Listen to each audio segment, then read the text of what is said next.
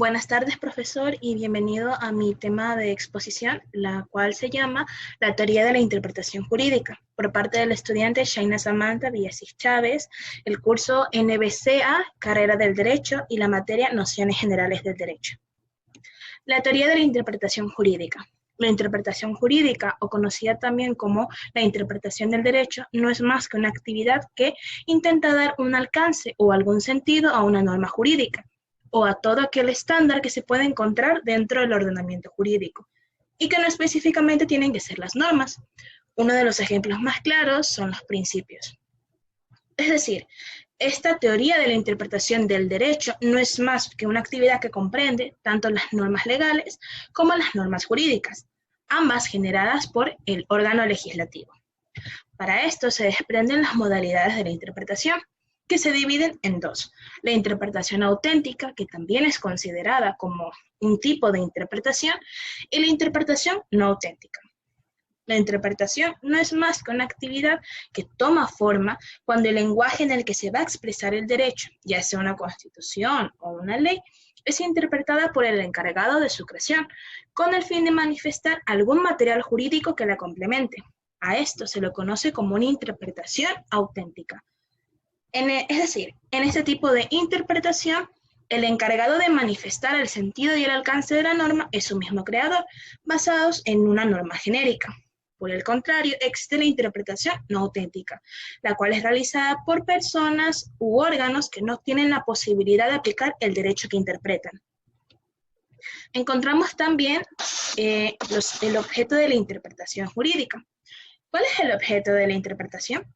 El objeto de la interpretación del derecho no es más que el mismo derecho, aunque, como hemos dicho anteriormente, pueden ser las normas jurídicas y los mismos principios generales del derecho, que reconoce la interpretación de la ley, la interpretación de los contratos, la interpretación de tratados nacionales y la interpretación de sentencias. Sin embargo, al reconocerlo surge una duda: ¿cómo debemos interpretar? ¿Realmente un conocedor del derecho tiene que interpretar la ley? Por lo cual, una conocedora del derecho llamada Isabel Lifante genera una especie de clasificación sobre la respuesta de cómo se tiene que interpretar, generando una especie de escala, en la cual pone en primera posición las disposiciones jurídicas, en segundo lugar las normas jurídicas, y por último el derecho. Aún así, esta no es una respuesta totalmente concreta y fiable, ya que, por ejemplo, la primera dejaría detrás a la costumbre. Y como ya hemos venido hablando en diferentes clases, la costumbre es una generadora del derecho. La segunda indicaría únicamente que las normas jurídicas vienen del producto de la interpretación, más no del objeto que se tiene que interpretar. Y la tercera nos llevaría al cuestionamiento que muchos se hacen: ¿realmente existe un concepto claro y no cambiante de lo que significa el derecho? Para esto hacemos una clasificación de la interpretación, la cual se divide en el agente, quien crea la norma, el resultado que quiere conseguir esa norma y el ordenamiento o la regla bajo la cual se constituyó esa norma. El agente. El agente está dividido en interpretación pública e interpretación privada. La interpretación pública se clasifica de acuerdo a su acción en la interpretación legal, judicial y administrativa.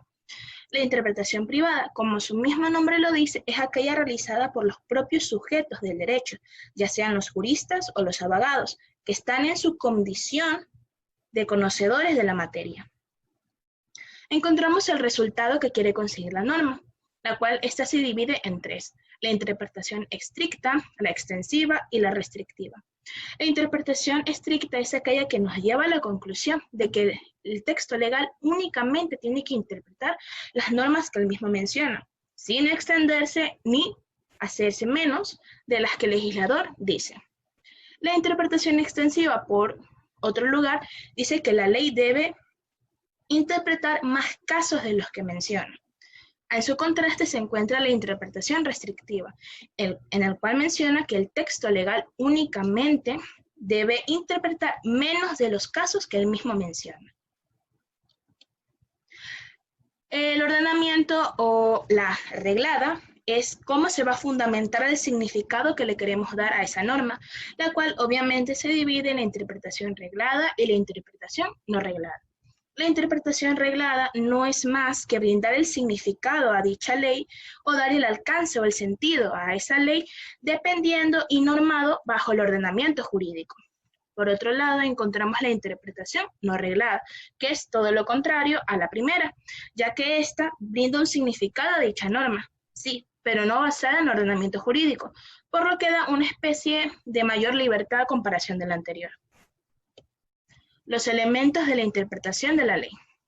Los elementos son los medios que dispone el intérprete para poder, como su mismo nombre lo dice, interpretar y dar un alcance o sentido a la norma, en el cual se diferencian el elemento gramatical, el histórico, el sistemático y el teleológico. El elemento gramatical. El elemento gramatical, o también conocido como elemento literal del derecho, es aquel que hace uso del significado de las palabras y las frases que el mismo intérprete utilizó para dar un posible sentido o alcance a la norma. O sea que parte de la voluntad del legislador y sus conocimientos acerca de la norma y del término que está usando. El término histórico, o sea, el elemento histórico, por su parte, hace uso del derecho legislado, o sea, el pasado de ese derecho, para poder generar el posible alcance. El elemento sociológico hace uso de la realidad social del tiempo que ha de ser aplicada a esa ley. Es decir, el derecho o la norma que ha sido creada 20 años en el pasado no puede ser lo mismo en nuestra actualidad, ya que las condiciones y el espacio en el que estamos no son las mismas. El elemento sistemático permite interpretar la ley no como un enunciado aislado, sino como parte de un conjunto que da un sentido jurídico y obviamente coherente. Y el último, que es el elemento teleológico, da el sentido o un alcance, un precepto legal, atendiendo al fin de esta.